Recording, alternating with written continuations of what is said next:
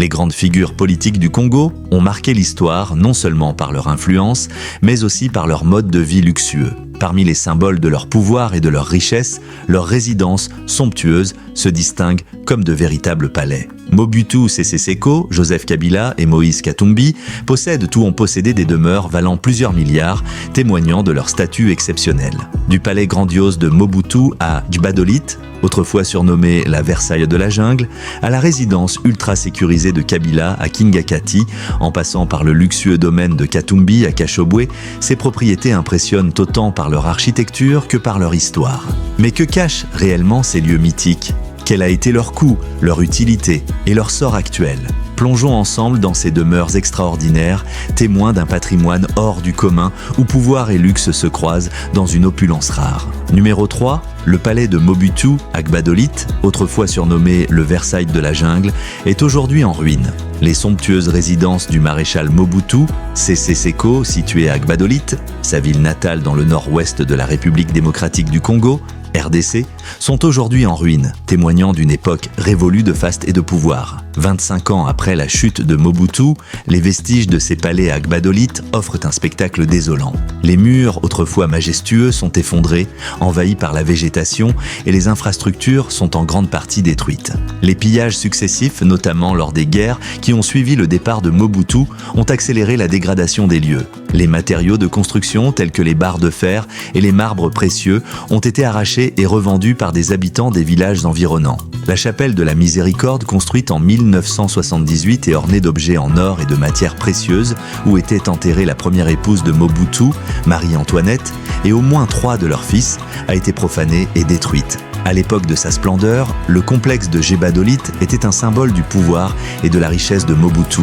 Construit sur une colline à Kawele, à 15 km au sud de Gbadolite, le vaste domaine était un véritable bijou, surnommé le Versailles de la jungle. Le maréchal à la toque de léopard, arrivé au pouvoir à la faveur d'un coup d'État en 1965, y recevait les grands de ce monde du temps de sa splendeur. Le palais principal, conçu par l'architecte Olivier Clément Kakoub, s'étendait sur 15 000 m² et était doté de luxueuses installations. Le coût exact de la construction est difficile à estimer, mais les dépenses somptuaires liées à l'entretien du palais étaient notoires. Par exemple, le fonctionnement du palais de Kawele coûtait environ 150 millions de dollars par an. Valeur des accessoires et événements marquants. Les palais étaient richement décorés avec des matériaux précieux importés du monde entier. Le champagne rosé Laurent Perrier, la boisson préférée de Mobutu, était consommé à raison de 10 000 à 12 000 bouteilles par an par la présidence. Des événements fastueux y étaient organisés, comme le mariage de sa fille Yaki en 1992, où 2500 invités ont été conviés,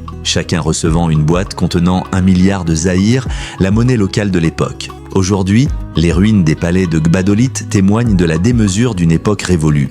Les guerres successives et les pillages ont transformé ces symboles de pouvoir en vestiges délabrés, rappelant la fragilité des empires terrestres face au temps et aux bouleversements politiques. Numéro 2, Kingakati est une localité située à environ 50 km à l'est de Kinshasa, en République démocratique du Congo, RDC. Cette région est particulièrement connue pour abriter le parc de la vallée de la Nsele, une vaste réserve naturelle qui attire de nombreux visiteurs. Une des attractions phares de ce parc est le mont Ndeke, un sommet où 2 avions ont été transformés en restaurant, offrant une expérience culinaire unique. Par ailleurs, Kingakati est également le lieu de la résidence privée de l'ancien président Joseph Kabila, ce qui crée parfois une confusion entre le site touristique et la propriété privée. Le mont Ndeke et ses avions-restaurants le mont Ndeke, situé au cœur du parc de la vallée de la Nsele, est une attraction unique en son genre. 2 avions y ont été aménagés en restaurants luxueux, offrant aux visiteurs une expérience gastronomique inédite. Ces appareils, soigneusement restaurés, permettent aux convives de déguster des plats raffinés tout en profitant d'une vue panoramique sur la vallée environnante. Cette initiative innovante a transformé des avions désaffectés en lieux de détente et de gastronomie, contribuant ainsi à l'attractivité touristique de la région. Une destination touristique prisée, le parc de la vallée de la Nsele, souvent désigné sous le nom de Kingakati, est l'une des destinations touristiques les plus prisées de Kinshasa et de la RDC. Cette réserve naturelle s'étend sur plusieurs hectares et offre une biodiversité riche, abritant diverses espèces animales et végétales.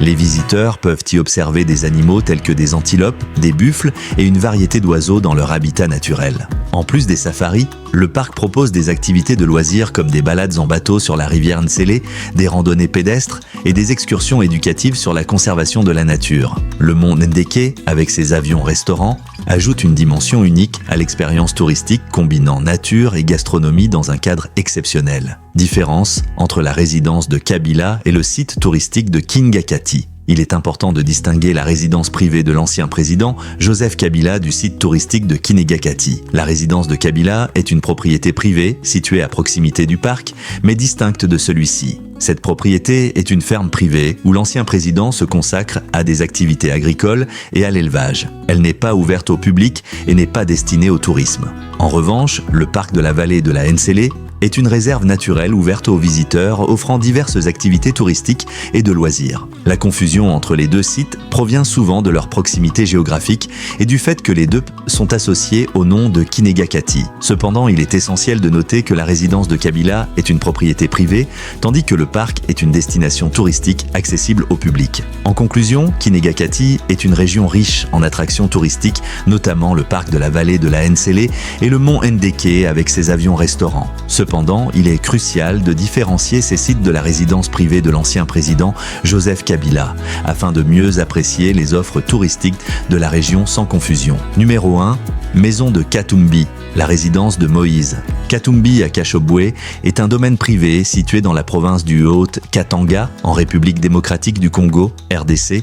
Kashobwe est une localité située à environ 350 km de Lubumbashi, la capitale provinciale. Cette propriété appartient à Moïse Katumbi depuis les années 1990 et est souvent considérée comme son fief politique. Le 8 janvier 2024, la résidence de Moïse Katumbi à Kashobwe a été encerclée par des forces de l'ordre composées de policiers et de militaires lourdement armés. Ces derniers ont empêché Katumbi de quitter sa résidence, affirmant avoir reçu des instructions de leur hiérarchie pour restreindre ses mouvements. Cet encerclement a été perçu comme une tentative d'intimidation à l'encontre de l'opposant politique, qui contestait alors les résultats des élections présidentielles récentes. Le gouverneur du Haut-Katanga, Jacques Skiabula, avait reconnu que l'encerclement de la résidence de Moïse Katumbi était un faux pas des services de sécurité. Il a déclaré qu'aucune instruction n'avait été donnée pour restreindre la liberté de circulation de Katumbi et a ordonné la levée immédiate de la barrière dressée à proximité de sa résidence. Cet incident a suscité de nombreuses réactions, notamment de la part du parti politique de Moïse Katumbi, Ensemble pour la République, qui a dénoncé une escalade dictatoriale visant à écraser toute forme d'opposition démocratique. En conclusion, la résidence de Moïse Katumbi à Kashobwe est une propriété privée de longue date qui a récemment été au centre d'un incident impliquant les forces de l'ordre, perçu comme une tentative d'intimidation politique. Les résidences de Mobutu, Kabila et Katumbi sont bien plus que de simples maisons. Elles sont le reflet d'une époque, d'un pouvoir et d'une vision du prestige. Si certaines, comme le palais de Gebadolit, sont aujourd'hui en ruine, d'autres, comme Kinegakati et Kashobwe, continuent d'être des symboles d'influence et de pouvoir. Ces maisons à plusieurs milliards suscitent fascination et controverse entre admiration pour leur splendeur et questionnement sur leur financement.